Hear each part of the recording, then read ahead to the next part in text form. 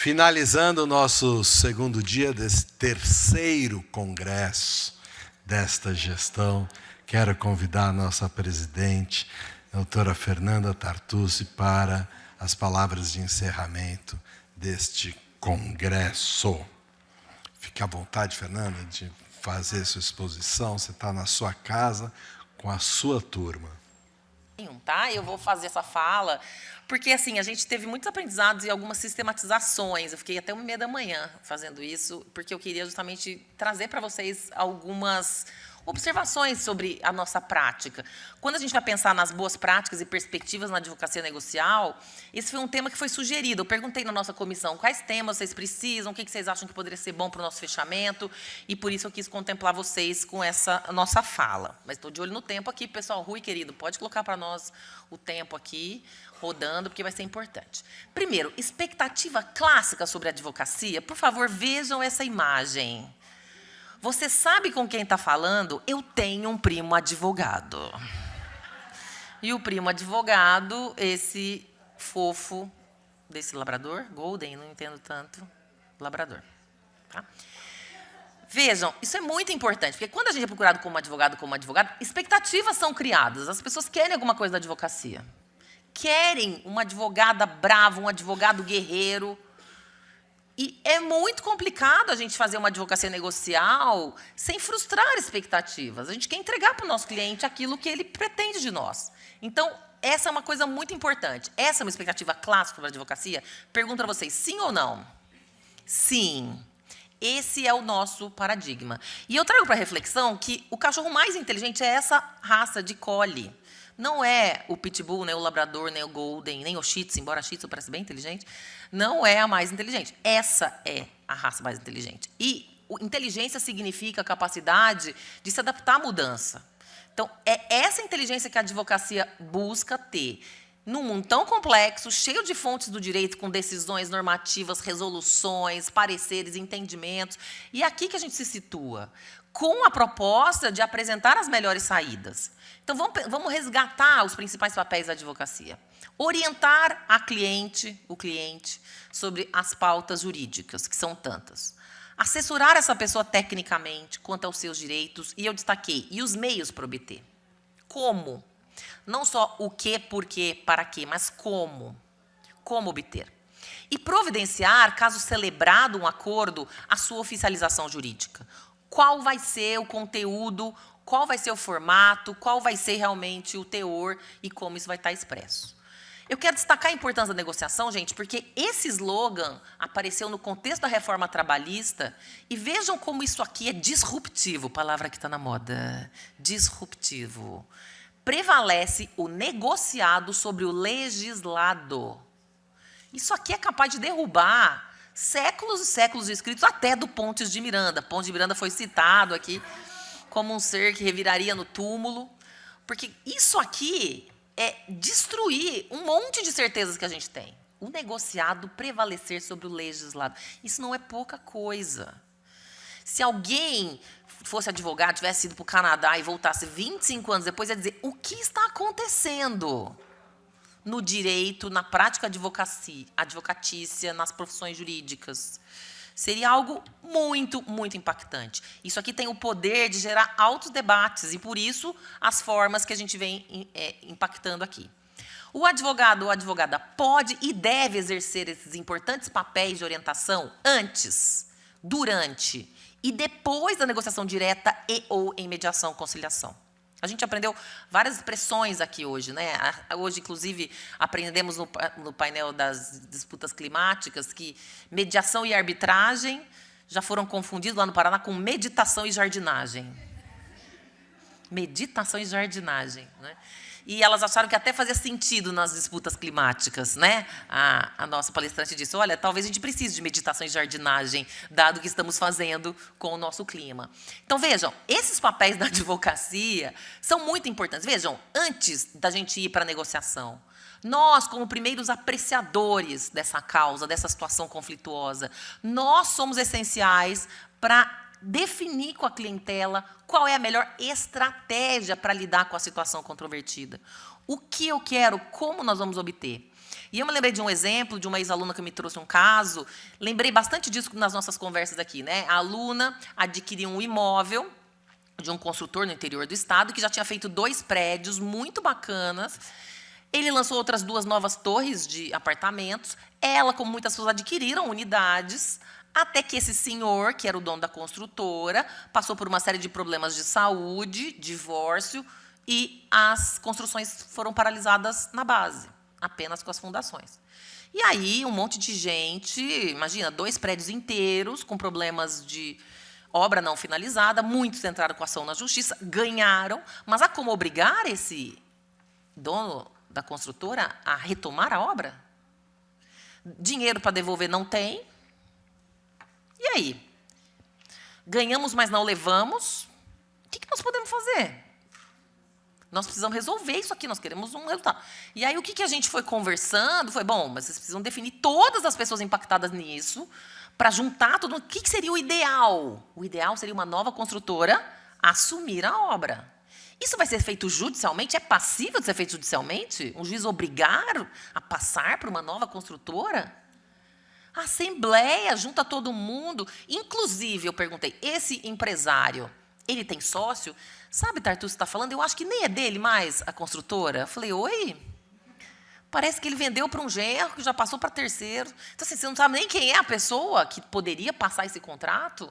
Então, olha a complexidade disso aqui. Então, quando o nosso magistrado federal que esteve aqui, né, o doutor Paulo, falou em desenho de sistema, né, ele estava contando da desapropriação de um terreno muito grande próximo de Guarulhos, em 2011, e ele demorou 12 meses com a equipe para desenhar um projeto. Como que essas 500 famílias vão conversar, vão negociar os seus valores para essa desapropriação? Quer dizer, você montou 12 meses um sistema.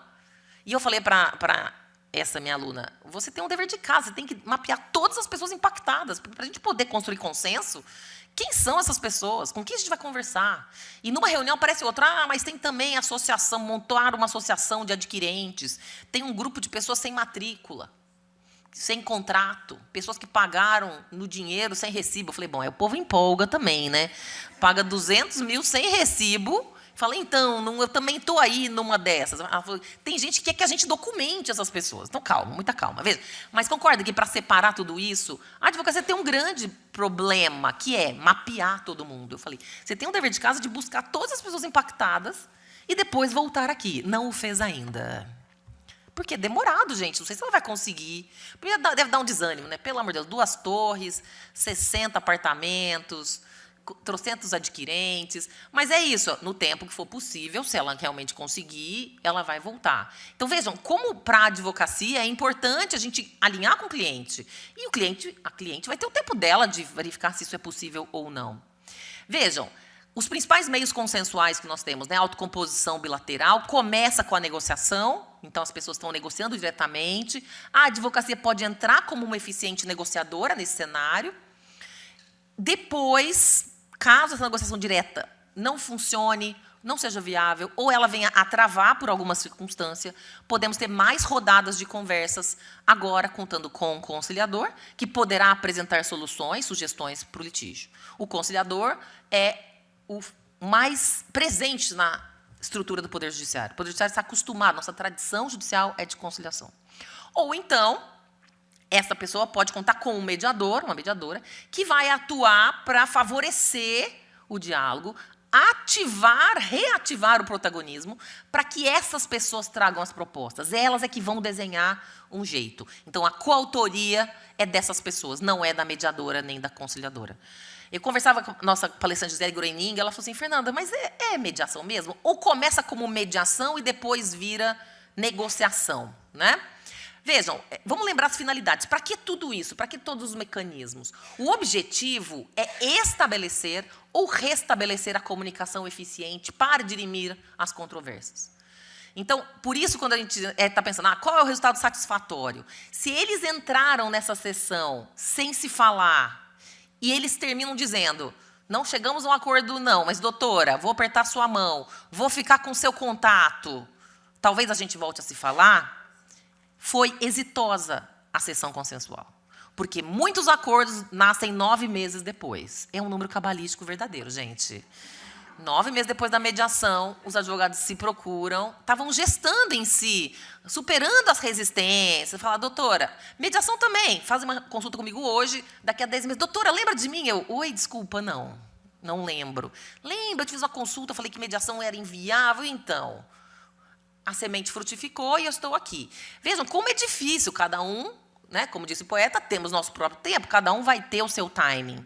Então, vejam, a doutora já trouxe aqui essa regra, a doutora, que me antecedeu, a doutora Rebeca, nosso dever de prevenir sempre que possível a instauração de litígio, essa nossa missão, na verdade, e a atuação na advocacia consensual e ou colaborativa vai gerar essa chance de negociar em prol da clientela, dos interesses dessas pessoas, trazendo melhores resultados, inclusive fidelização. Se eu sou uma advogada resolutiva, se eu sou alguém que entrega, as pessoas falam, poxa, eu sei que se eu procurar essa advogada, ela vai me ajudar a endereçar mais do que me vender uma ação, mais do que vender uma possibilidade. Né?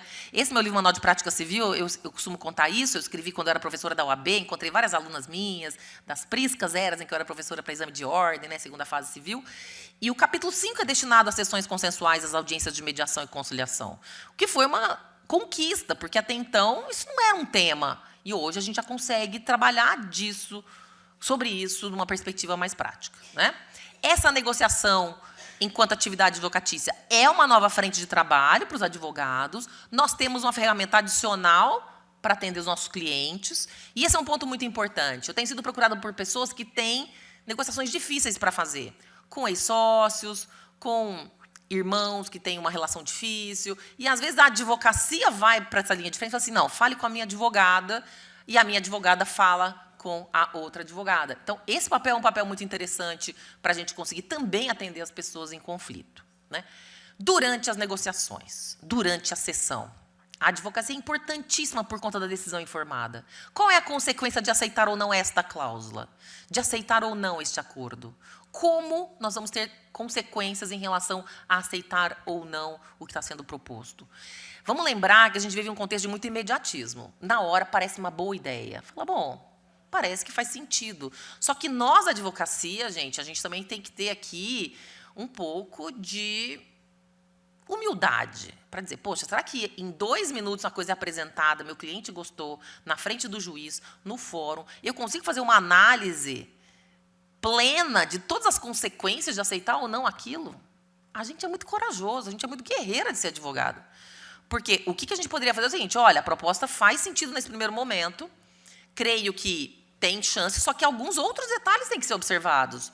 Preciso verificar com o contador, com o diretor financeiro, com a outra pessoa, queremos um acordo que fique em pé. Então, vamos finalizar assim essa sessão e numa próxima rodada a gente conversa, então eu vou negociar agora diretamente com a outra advogada, trazemos pronto para homologar. Já fiz isso em algumas audiências, em algumas sessões. Recebi caras feias de volta? Ai, doutora, já estamos aqui agora. Vamos aproveitar, não custa nada, ó. O cliente está querendo. Você vai embarreirar o acordo, doutora? Pelo contrário, nós vamos torná-lo sustentável. Nós vamos fazer com que ele fique em pé, com mais detalhes. E não vamos usar o tempo do judiciário tão assoberbado. Eu trago prontinho para homologar mais rapidamente depois. Veja, não é uma estratégia falsa, é verdade. Tem coisas que não dá para a gente saber em 2 segundos. Então, a gente precisa comunicar isso. Olha, estou gostando, mas a gente precisa de mais tempo para poder depurar isso aqui. Isso, numa época de imediatismo, julgamentos rápidos, superficiais, é um desafio. Vejam, presença dos advogados. Né? Já falei disso. Não é uma opção estar sem advogado nas sessões consensuais se o processo é judicial. Isso está no CPC, no 334, parágrafo 9º, em qualquer causa civil. Isso está no 695, parágrafo 4º, nas demandas de família. Tem que ter advogado ou defensor. Por quê? Decisão informada. Qual é a consequência de assinar ou não esse acordo? Isso é essencial em qualquer sessão consensual judicial de mediação ou de conciliação, ok? Apesar disso, entendimentos bizarros e surreais. Nós aqui da OAB fizemos mais um projeto de lei, fui até no conselho aqui da seccional falar, temos um projeto de lei, temos que fazer mais uma norma para dizer, o advogado é essencial nas sessões de mediação ou de conciliação. Mas não basta isso aqui, precisa fazer mais uma lei, o PL 80, que a gente está desde o início da nossa gestão, desde o início tentando emplacar, e aí, no final das contas, né, a OAB Federal está ainda com essa demanda, e a gente recebe derrotas de julgamentos do Supremo, julgamentos de várias instâncias. Então, parece difícil entender algo que é óbvio. E se for mediação extrajudicial? Comentei isso na fala com a doutora Daldice, né, desembargadora Daldice, aqui no painel anterior. A lei de mediação, e a Sandra comentou disso também, né, no painel anterior, as partes poderão ser assistidas por advogados ou defensores públicos na mediação extrajudicial. Então, numa câmara, no escritório de uma advogada, no escritório de uma mediadora independente, não tem problema nenhum. Agora, comparecendo uma das partes, acompanhada de advogado ou defensor, o mediador suspenderá o procedimento até que todas estejam devidamente assistidas. Então, é tudo ou nada. É tudo, todo mundo está com advogado, ou nada, ninguém está com advogado. Essa é a ideia da lei para gerar um equilíbrio, para gerar realmente uma chance de uma representação equânime.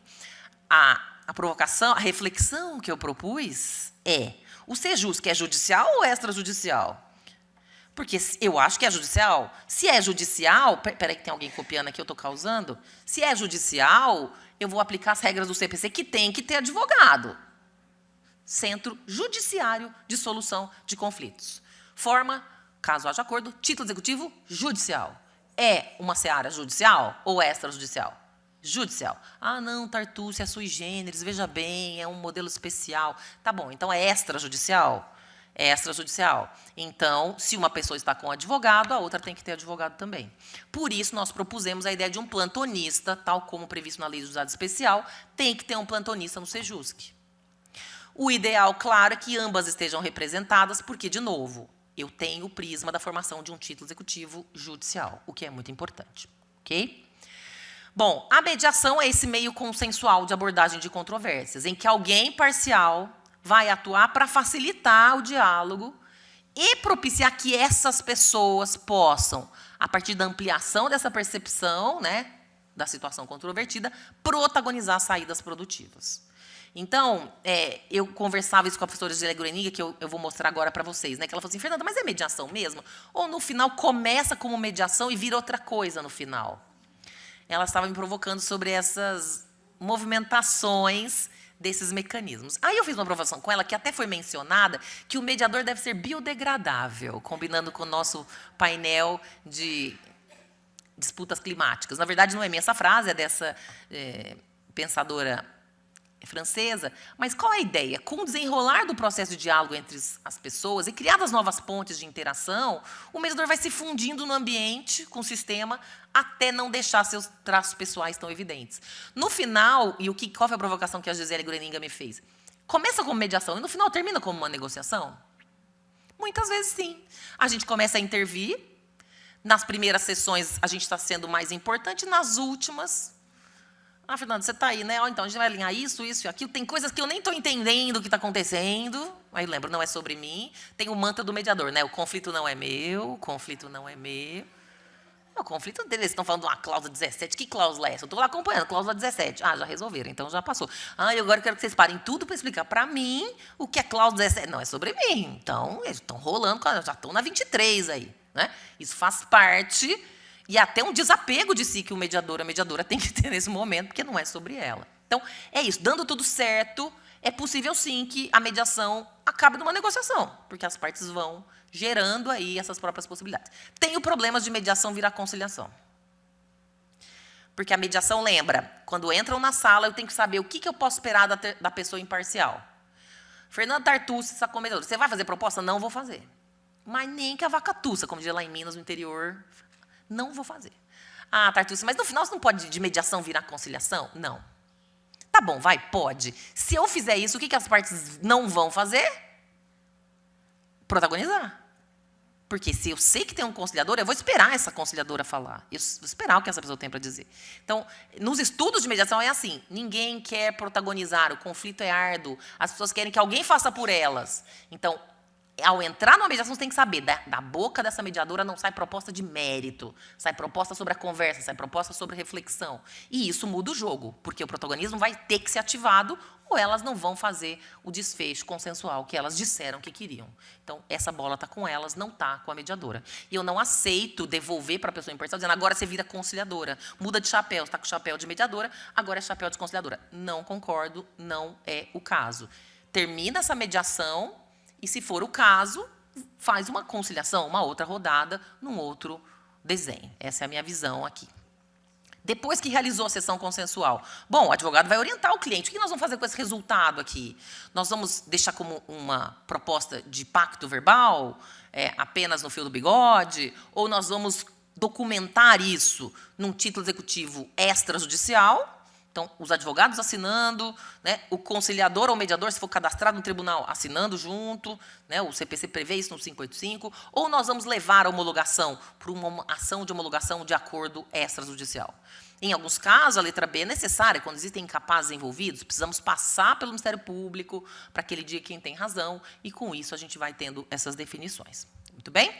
Boas práticas. O que a gente pode pensar em termos de chances que os meios consensuais nos provêem na advocacia?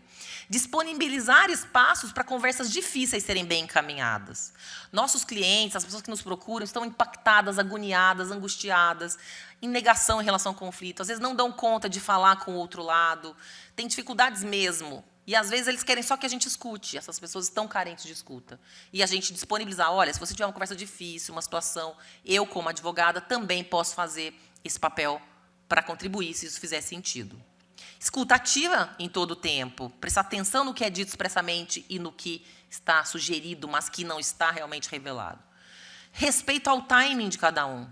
Às vezes eu recebo advogadas em consulta assim, Tartúcia, eu não sei mais o que faço. Eu estou há 5 sessões escutando minha cliente, fala, me dá procuração para eu entrar com a ação. E esse cliente não me manda a procuração. Vou dizer que não represento mais, que eu não vou atender mais. Eu falei, mas por que está com pressa? Ele não está satisfeito? Ele está satisfeito comigo, mas eu não estou satisfeita com ele. Eu falei, bom, então aí é outra história. Mas você está advogando, você está acolhendo, você não está promovendo demanda judicial agora. O momento pode não ser apropriado. E uma atuação humanizada com empatia, né? A nossa Cecília Asperti falou disso, né, quando a gente falou da inteligência artificial. Não vamos aceitar que o robô finja que é empático e vamos fingir que a gente acredite. O ser humano é carente, eu sempre penso isso. Robotização, inteligência artificial. Seres humanos somos carentes. Essa escuta, esse olho no olho, é muito difícil a gente aceitar um atendimento robotizado, simplesmente porque é mais fácil, é mais rápido. Me lembro uma vez que saiu uma pesquisa que no Japão estavam tentando criar robôs para ser acompanhantes de pessoas muito idosas que estavam sozinhas. Deu certo? Foi abortada essa missão, porque não funciona assim. Somos muito mais complexos do que apenas contar com um aparato tecnológico, né? Com isso, então, eu finalizo. Aprendi que as oportunidades nunca são perdidas. Alguém vai aproveitar as que você perdeu, disse o Shakespeare. E eu espero que nós possamos, agora, ainda mais energizados, aproveitar cada ótima oportunidade. Muito obrigada por estarem conosco esses dias, por toda a paciência, pela presença. Eu espero continuar encontrando vocês em muitas oportunidades. Muito obrigada.